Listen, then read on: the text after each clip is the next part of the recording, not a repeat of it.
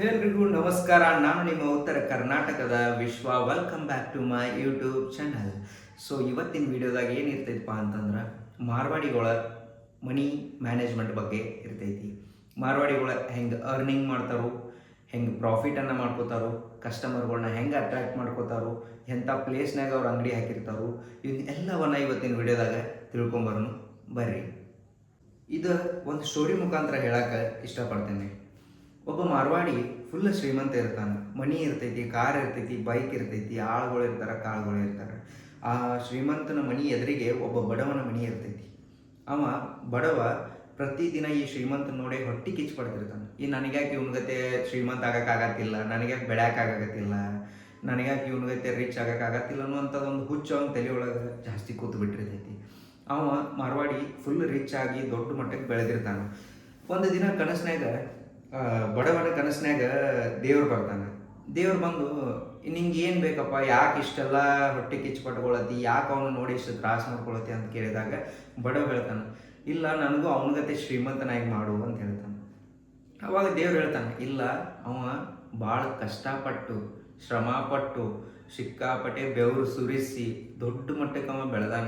ನೀ ಯಾವುದೋ ಶ್ರಮ ಇಲ್ದ ನಿನ್ನ ಬೆಳೆಸೋಕ್ಕಾಗಂಗಿಲ್ಲ, ಈ ವರ ನನಗೆ ಕೊಡೋಕ್ಕಾಗಂಗಿಲ್ಲಪ್ಪ ಅಂಥೇಳಿ ದೇವ್ರು ಹೇಳ್ತಾನೆ. ಅವಾಗ ಬಡವಾಗ ಆಮೇಲೆ ಆ ದೇವ್ರು ಇನ್ನೊಂದು ಆಪ್ಷನ್ ಕೊಡ್ತಾನೆ. ಇಲ್ಲಂದ್ರೆ ಆ ಶ್ರೀಮಂತನು ಕೂಡ, ಆ ಮಾರ್ವಾಡಿ ಶ್ರೀಮಂತನು ಕೂಡ ಬಡವನಾಗಿ ಮಾಡಬಹುದು, ಆ ಆಶೀರ್ವಾದ ನಿನಗೆ ಮಾಡ್ತೇನೆ ಅಂತಂತಾನೆ. ಆಯ್ತು, ಹಂಗಿದ್ರೆ ಆ ಮಾರ್ವಾಡಿನೂ ಕೂಡ ನೀ ಬಡವನಾಗಿ ಮಾಡಂಥೇಳಿ ದೇವ್ರ ಕಡೆ ಕೇಳ್ಕೊತಾನೆ ಬಡವ. ಆವಾಗ ಇಬ್ಬರು ಒಂದು ಕಾನ್ಸ್ಟೆಂಟ್, ಇಬ್ಬರು ಒಂದು ನಾರ್ಮಲ್ ಸ್ಟೇಜಿಗೆ ಬರ್ತಾರೆ. ಅವ್ನು ಮಾರ್ವಾಡಿ ರಿಚ್ ಇದ್ದಾವ, ಅವನು ಬಡವ ಆಗ್ತಾನೆ, ಇವ್ ಬಡವನಾಗೇ ಇರ್ತಾನೆ. ಇಬ್ಬರು ಒಂದು ಸ್ಟೇಜ್ ಒಳಗೆ ಇರ್ತಾರೆ. ಆ ಟೈಮಿಗೆ ಪ್ರತಿದಿನ ಏನು ಮಾಡಕತ್ತಾರೆ, ಮೀನು ಹಿಡಿಯಕ್ಕೆ ಹೋಗ್ತಾರೆ. ಮೀನು ಹಿಡಿಯಕ್ಕೆ ಹೋದಾಗ ಮಾರ್ವಾಡಿಗೆ 2 ಮೀನು ಸಿಗುತ್ತೆ, ಬಡವನಿಗೂ 2 ಮೀನು ಸಿಗುತ್ತೆ. ಬಡವ ಏನು ಮಾಡ್ತಾನಂದ್ರೆ 2 ಮೀನುಗಳನ್ನು ತೊಗೊಂಡು ಹೋಗಿ ಅವನ ಮನ್ಯಾಗ ಅವನು ಊಟಕ್ಕನ್ನು ತಯಾರು ಮಾಡ್ಕೊಂಡು ಅವನು ಊಟ ಮಾಡ್ಕೊಂಡು ಆರಾಮ್ ಹತ್ಕೊಂಡು ಮಲ್ಕೊಂಡ್ಬಿಡ್ತಾನೆ. ಆದರೆ ಶ್ರೀಮಂತ ಮಾರ್ವಾಡಿ ಏನು ಮಾಡ್ತಾನಂತಂದ್ರೆ ಅವು 2 ಮೀನು ಸಿಕ್ಕಿರ್ತಾವ ಅವನಿಗೂ. ಆ 2 ಮೀನೊಳಗೆ ಒಂದು ಮೀನನ್ನು ತೊಗೊಂಡು ಹೋಗಿ ಮಾರ್ಕೆಟ್ನಾಗ ಮಾರ್ತಾನೆ, ಇನ್ನೊಂದು ಮೀನನ್ನು ತನ್ನ ಊಟಕ್ಕೆ ರೆಡಿ ಮಾಡ್ಕೋತಾನೆ. ಒಂದು ಮೀನಿನ ಏನು ಮಾರಿರ್ತಾನಲ್ಲ, ಆ ಮಾರಿದ ಮೀನಿನ ರೊಕ್ಕ ಬಂದಿರ್ತೈತಲ್ಲ, ಅದರಿಂದ ಒಂದು ಮೀನಿನ ಗಾಳವನ್ನು ತೊಗೊಂಡು ಅವ್ನು ಗೊತ್ತಿರುವಂಥ ಒಬ್ಬ ಹುಡುಗನನ್ನು ಕರ್ಕೊಂಡು, ಇಲ್ಲ ನೀನು ಬಾಪ ನನ್ನ ಜೊತೆ ನಾಳಿಂದ, ನೀನು ಮೀನವನ್ನು ಹಿಡಿ, ಈ ಬಂದಿರುವಂಥ ಮೀನಿನ ಪ್ರಾಫಿಟ್ ಒಳಗೆ ನಿನಗೊಂದು 10% ನಾನು ಕೊಡ್ತೇನೆ ಅಂತಂದ. ಆಯ್ತು ಸರಿ ಅಂಥೇಳಿ ಅವನ ಜೊತೆ ಅವನು ಪ್ರತಿದಿನ ಅವನು ಮೀನು ಹಿಡ್ಯಕ್ಕೆ ಹೋಗ್ತಾನೆ. ಈ ಬಡವನು ಕೂಡ ಮೀನು ಹಿಡ್ಯಕ್ಕೆ ಹೋಗ್ತಿರ್ತಾನೆ, ಅವರು ಕೂಡ ಮಾರ್ವಾಡಿಗಳು ಮೀನು ಹಿಡ್ಯಕ್ಕೆ ಹೋಗ್ತಿರ್ತಾರೆ. ಸೊ ಮೀನು ಹಿಡ್ಯಕ್ಕೆ ಹೋದಾಗ ನೆಕ್ಸ್ಟ್ ಡೇ ಏನಾಗ್ತೈತಿ, ಮತ್ತೆ ಹೋಗ್ತಾರೆ. ಆ ಬಡವನಿಗೆ 2 ಮೀನು ಸಿಗ್ತಾವ. ಈ ಮಾರ್ವಾಡಿ ಮತ್ತು ಮಾರ್ವಾಡಿ ಇಟ್ಕೊಂಡಿರುವಂಥ ಕೆಲಸದ ಹುಡುಗಗೆ ಇವ್ರು ಇಬ್ಬರಿಗೂ ಸೇರಿಸಿ 4 ಮೀನು ಸಿಗ್ತಾವೆ. ಇವ ಏನು ಮಾಡ್ತಾನೆ, ಮಾರ್ವಾಡಿ ಮತ್ತೊಂದು ಮೀನನ್ನು ಮಾರುಕಟ್ಟೆಗೆ ಹೋಗಿ ಮಾರ್ತಾರೆ, ಮತ್ತು ಉಳಿದಿರೋ ಮೀನುಗಳನ್ನು ತಿಂತಾರೆ, ಊಟಕ್ಕೆ ರೆಡಿ ಮಾಡ್ಕೋತಾರೆ. ಆದ್ರೆ ಈ ಬಡವ ಏನು ಮಾಡ್ತಾನೆ, ಇವಂಗೆ 2 ಮೀನು ಸಿಕ್ಕಿರ್ತಾವಲ್ಲ, ಈ 2 ಮೀನುಗಳನ್ನು ತೊಗೊಂಡು ಹೋಗಿ ತನ್ನ ಊಟಕ್ಕೆ ರೆಡಿ ಮಾಡ್ಕೋತಾನೆ. ಊಟಕ್ಕೆ ರೆಡಿ ಮಾಡ್ಕೊಂಡು ತಿಂದು ಉಂಡು ಆರಾಮ್ ಮಲ್ಕೊಂಡ್ಬಿಡ್ತಾನೆ, ಯಾವುದೇ ಡೆವಲಪ್ಮೆಂಟ್ ಇರೋದಿಲ್ಲ. ಅವಾಗ ಹಿಂಗೆ ಆಗಿ ಮತ್ತೆ ಏನು ಮಾಡ್ತಾನೆ, ನೆಕ್ಸ್ಟ್ ಡೇ ಇದೇ ರೀತಿ ಮತ್ತೊಂದು ಮೀನಿನ ಗಾಳವನ್ನು ತೊಗೊಂಡು ಮತ್ತೆ ಒಬ್ಬ ಹುಡುಗನನ್ನು ತೊಗೊಂಡು ಮಾರ್ವಾಡಿ ಡೆವಲಪ್ ಆಗೋತ ಹೋಗ್ತಾನೆ. ಆದರೆ ಈ ಬಡವನಾಗಿಯೇ ಉಳಿತಾನೆ. ಇದ್ರ ಹೆಂಗೆ ಡೆವಲಪ್ ಆಗ್ತಾನಪ್ಪ ಅಂತಂದ್ರೆ ಅವ ಫುಲ್ ಡೆವಲಪ್ ಆಗಿಬಿಡ್ತಾನೆ. ಇಬ್ಬರು ನಾರ್ಮಲ್ ಸ್ಟೇಜಿಗೆ ಇರ್ತಾರೆ. ಬಟ್ ಮಾರ್ವಾಡಿ ತನ್ನ ತಲೆಯನ್ನು ಉಪಯೋಗಿಸಿ ಮೀನುಗಳನ್ನು ಮಾರುಕಟ್ಟೆ ಒಳಗೆ ಹೋಗಿ ಮಾರಿ ತನಗೆ ಬೇಕಾಗಿರುವಂಥ ಮೀನುಗಳನ್ನು ಸ್ವಲ್ಪ ತನ್ನ ಆಹಾರಕ್ಕೆ ಉಪಯೋಗಿಸ್ಕೊಂಡ ಅವಂಗೆ ಬಿಸ್ನೆಸ್ ಇದರಿಂದನೂ ನೋಡ್ತಾನೆ, ತನ್ನ ವೈಯಕ್ತಿಕವಾಗಿಯೂ ನೋಡ್ತಾನೆ. ಆದರೆ ಇನ್ನು ಬಡವ ಪ್ರತಿದಿನ ಹೋಗಿ ಆ ಮೀನುಗಳನ್ನು ತೊಗೊಂಡು ಬಂದು ಆಹಾರಗಳನ್ನ ತಯಾರು ಮಾಡ್ಕೊಂಡು ಊಟ ಮಾಡಿ ಆರಾಮ್ ಮಲ್ಕೋತಿರ್ತಾನೆ. ಅವ ಯಾವುದೇ ರೀತಿ ಡೆವಲಪ್ ಆಗಂಗಿಲ್ಲ. ಸೊ ಮಾರ್ವಾಡಿ ಡೆವಲಪ್ ಆಗ್ತಾನೆ. ಇದರಿಂದ ನಾವು ಸಿಕ್ಕಾಪಟ್ಟೆ ಕಲಿಬಹುದು. ಈ ಮಾರ್ವಾಡಿಗಳು ಹೆಂಗೆ ಸ್ಟ್ರಾಟಜಿಪ್ಪ ಅಂತಂದ್ರೆ, ಇವರು ಹೋಲ್ಸೇಲ್ ಅಂಗಡಿಗಳಿಗೆ ಹೋಗಿರ್ತಾರೆ.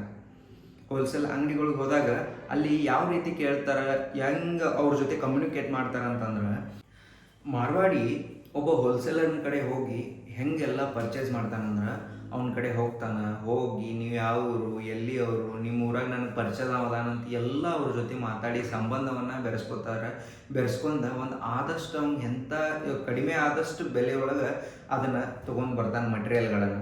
ಆದರೆ ನೀವು ಆದರೆ ಏನು ಮಾಡ್ತೀವಿ ಗೊತ್ತೇನ್ರಿ, ನನ್ನ ಕಡೆ ಇಷ್ಟ ಆಗ್ತೈತಿ, ಕೊಡ್ತಿದ್ರೆ ಕೊಡಪ್ಪ, ಇಲ್ಲಾಂದ್ರೆ ಬಿಡ್ ಅಂತ ಹೇಳಿ ಬಿಟ್ಟು ಬಂದು ಬಿಡ್ತೀವಿ. ಹೀಗಾಗಿ ಎಷ್ಟೋ ವ್ಯವಹಾರಗಳನ್ನ ನಾವು ಹಾಳು ಮಾಡ್ಕೋತೀವಿ. ಯಾಕಂದ್ರೆ ನಮ್ಗೆ ರಿಕ್ವೆಸ್ಟ್ ಮಾಡ್ಕೊಳ್ಳೋಂಥ ಮನೋಭಾವ ಇರಂಗಿಲ್ಲ. ಆದ್ರೆ ಅವ್ರು ಹಂಗಲ್ಲ, ರಿಕ್ವೆಸ್ಟ್ ಮಾಡ್ಕೊಂಡು ಪ್ರಾಡಕ್ಟ್ಗಳನ್ನ ಪರ್ಚೇಸ್ ಮಾಡ್ಕೊಂಡು ಬರ್ತಾರೆ.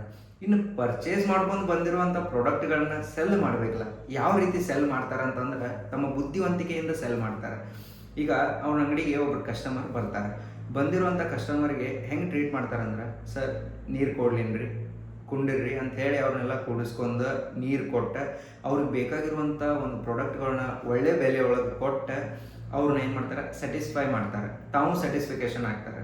ಯಾಕಂತಂದ್ರೆ ಅವರು ಯಾಕೆ ಸ್ಯಾಟಿಸ್ಫೈ ಆಗ್ತಾರಪ್ಪ ಅಂತಂದ್ರೆ ಅವ್ರಿಗೂ ಒಳ್ಳೆ ಪ್ರಾಫಿಟನ್ನು ಪಡ್ಕೊಂಡಿರ್ತಾರೆ, ಯಾವುದೂ ನುಕ್ಸಾನ್ ಆಗಿರಂಗಿಲ್ಲ. ಬಟ್ ನಿಮಗೆ ಇನ್ನೊಂದು ಇದ್ರ ಜೊತೆ ಏನು ಹೇಳ್ಬೇಕಪ್ಪ ಅಂತಂದ್ರೆ, ಈಗ ನೀವು ಆದ್ರೆ ಒಂದು 10,000 ರೂಪಾಯಿ ನಮ್ಗೆ ಲಾಭ ಆಗೈತಪ್ಪ ಅಂತಂದ್ರೆ ನಾವು ಜನರಿಗೆ ಎಷ್ಟು ಹೇಳ್ತೀವಿ, ನನಗೆ ಇವತ್ತು 20,000 ಲಾಭ ಆಗೈತಿ ಅಂತ ಹೇಳ್ಕೊಂಡು ಹೋಗ್ತೀವಿ. ಆದರೆ ಮಾರ್ವಾಡಿಗೆ 20,000 ರೂಪಾಯಿ ಲಾಭ ಆದ್ರೂ 10,000 ರೂಪಾಯಿ ನನಗೆ ಲಾಭ ಆಗೈತೆ ಅಂತ ಹೇಳಿ ಹೇಳ್ತಿರ್ತಾನೆ.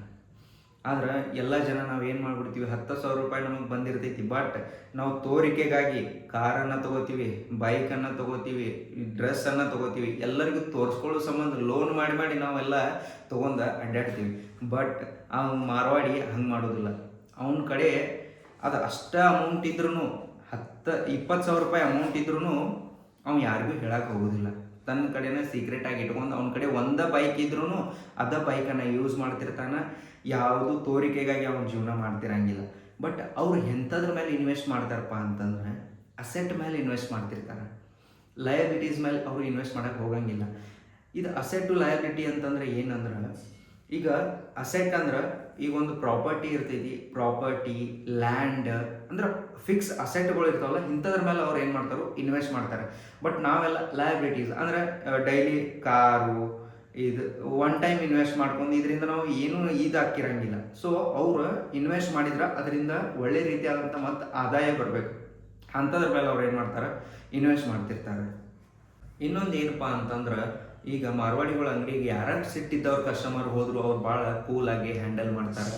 ಅವ್ರ ಅಂಗಡಿ ಒಳಗೆ ಯಾರೋ ಒಬ್ಬ ಹೊರಗಿನ ಹುಡುಗ ಬಂದು ಕೆಲಸ ಮಾಡಕತ್ತಾನಂತಂದ್ರೂ ಆ ಹುಡುಗನಿಗೆ ತಮ್ಮ ಕುಟುಂಬದಲ್ಲಿ ಒಬ್ಬ ಮೆಂಬರ್ ಅಂತ ತಿಳ್ಕೊಂಡು ಅಂಥ ಆದ್ಯತೆಯನ್ನು ಆ ಹುಡುಗನಿಗೆ ಕೊಡ್ತಾರೆ. ಆ ಅಂಗಡಿಯ ಮಾಲೀಕನಿಗೆ ಯಾವ ಊಟ ಬರ್ತಿರ್ತೈತಿ ಅದ ಊಟವನ್ನು ಆ ಅಂಗಡಿಯ ಹುಡುಗನಿಗೂ ಕೂಡ ಕೊಡ್ತಿರ್ತಾರೆ. ಮತ್ತು ಅವ್ರಿಗೆ ಬಂದಿರುವಂಥ 100% ಹಣದಲ್ಲಿ 10% ಹಣವನ್ನು ಅವರು ಗುಡಿಗಳಿಗೆ ಕೊಡ್ತಾರೆ, ಟ್ರಸ್ಟ್ಗಳಿಗೆ ಕೊಡ್ತಾರೆ, ಬಡವರಿಗೆ ಕೊಡ್ತಾರೆ, ಸ್ವಲ್ಪ ಬಡ ಜನಗಳಿಗೆ ಸಹಾಯವನ್ನು ಮಾಡ್ತಾರೆ. ಒಂದು ಬಿಸ್ನೆಸ್ ಒಳಗೆ ಅವ್ರು ಸ್ಟಕ್ಕಾಗಿ ಕುಂತಿರೋದಿಲ್ಲ. ಈ ಬಿಸ್ನೆಸ್ ಈಗ ನುಕ್ಸಾನ್ ಆಗತೈತೆ ಅಂತಂದ್ರೆ ಅದು ನೆಕ್ಸ್ಟ್ ಸ್ಟೆಪ್ಪಿಗೆ ಇನ್ನೊಂದು ಬಿಸ್ನೆಸ್ಸಿಗೆ ಕಾಲಿಡ್ತಾರೆ. ಲಾಸ್ ಆಗೊಂದು ಅದ ಬಿಸ್ನೆಸ್ ಒಳಗೆ ಕುಂಡ್ರಂಗಿಲ್ಲ, ನೆಕ್ಸ್ಟ್ ಡೆವಲಪಿಂಗ್ ಸ್ಟೆಪ್ಪಿಗೆ ಕಾಲಿಡ್ತಾರೆ. ಇನ್ನೊಂದು ಏನಪ್ಪ ಅಂತಂದ್ರೆ, ಅವ್ರು ಎಲ್ಲೋ ಹೋಗಿ ಯಾವುದೋ ಬ್ಯಾಂಕ್ನಾಗಲಿ ಯಾವುದೋ ಹೊರಗಿನ ವ್ಯಕ್ತಿಗಳ ಕಡೆ ಹೋಗಿ ಸಾಲದ ರೂಪದಲ್ಲಿ ಹಣವನ್ನು ಇಸ್ಕೊಂಬಂದ್ರೆ ಕರೆಕ್ಟ್ ಟೈಮಿಗೆ ಅದನ್ನು ಮುಟ್ಟಿಸಿ ಅವ್ರ ವಿಶ್ವಾಸವನ್ನು ಉಳಿಸ್ಕೊಳ್ತಾರೆ. ಮತ್ತು ಯಾರಿಗೂ ಹೊರಗಿನವ್ರಿಗೆ ಅವರ ಸಾಲವಾಗಿ ಕೊಡೋದಿಲ್ಲ. ಸಾಲವಾಗಿ ಕೊಟ್ಟರು ಅದಕ್ಕೆ ಯಾವುದೋ ಬಡ್ಡಿ ದರ ಇರೋದಿಲ್ಲ. ಕರೆಕ್ಟಾಗಿ ಸಾಲವಾಗಿ ಕೊಟ್ಟು ಅದನ್ನು ವಾಪಸ್ ಇಸ್ಕೋತಾರೆ. ಸೊ ಇದು ಎಲ್ಲ ಏನಾಗಿರ್ತೈತೆ ಅಂತಂದ್ರೆ ಒಬ್ಬ ಮಾರ್ವಾಡಿಯ ಸ್ಟ್ರಾಟರ್ಜಿ ಆಗಿರ್ತೈತಿ. ಮತ್ತು ಅವ ಮಾರ್ವಾಡಿ ಯಾವತ್ತಿಗೂ ತನ್ನ ಟ್ರಿಕ್ಸ್ಗಳನ್ನು ಅಥವಾ ಅಂಗಡಿಯ ಪ್ರಾಫಿಟ್ಗಳನ್ನು ಇನ್ನೊಬ್ರಿಗೆ ಹೇಳಕ್ಕೆ ಇಷ್ಟಪಡೋದಿಲ್ಲ. ಸೊ ಹೈಡ್ ಮಾಡಿ ಇಟ್ಕೊಂಡಿರ್ತಾನೆ, ಸೀಕ್ರೆಟಾಗಿ ಇಟ್ಕೊಂಡಿರ್ತಾನೆ. ಈ ವಿಡಿಯೋದಿಂದ ನಾವು ಏನು ತಿಳ್ಕೊಂಡಿವಪ್ಪ ಅಂತಂದ್ರೆ, ಒಬ್ಬ ಮಾರ್ವಾಡಿ ತನ್ನ ಬಿಸ್ನೆಸ್ಸನ್ನು ಯಾವ ರೀತಿ ಡೆವಲಪ್ ಮಾಡ್ತಾನೆ, ಯಾವ ರೀತಿ ಅದನ್ನು ನಡೆಸ್ಕೊಂಡು ಹೋಗ್ತಾನೆ, ಅವನ ಕಮ್ಯುನಿಕೇಷನ್ ಸ್ಕಿಲ್ಸ್ಗಳು ಹೆಂಗಿದ್ದು, ಇವನ್ನೆಲ್ಲವನ್ನು ಈ ವಿಡಿಯೋದಾಗ ನಾವು ತಿಳ್ಕೊಂಡೀವಿ. ಸೊ ಇಂಥ ಹೆಚ್ಚಿನ ವಿಡಿಯೋಗಳಿಗಾಗಿ ನನ್ನ ಚಾನಲನ್ನು ಫಾಲೋ ಮಾಡಿರಿ. ಈ ವಿಡಿಯೋ ನಿಮಗೆ ಇಷ್ಟ ಆಗೈತೆ ಅಂತ ಅನ್ಕೋತೀನಿ. ಈ ವಿಡಿಯೋ ನಿಮಗೆ ಇಷ್ಟ ಆಗೈತೆ ಅಂದ್ರೆ ಲೈಕ್ ಮಾಡಿರಿ, ಶೇರ್ ಮಾಡಿರಿ ಮತ್ತು ಸಬ್ಸ್ಕ್ರೈಬ್ ಮಾಡಿರಿ. ಇಂಥ ಹೆಚ್ಚಿನ ವಿಡಿಯೋಗಳಿಗಾಗಿ ನನ್ನ ಚಾನಲನ್ನು ಫಾಲೋ ಮಾಡಿರಿ.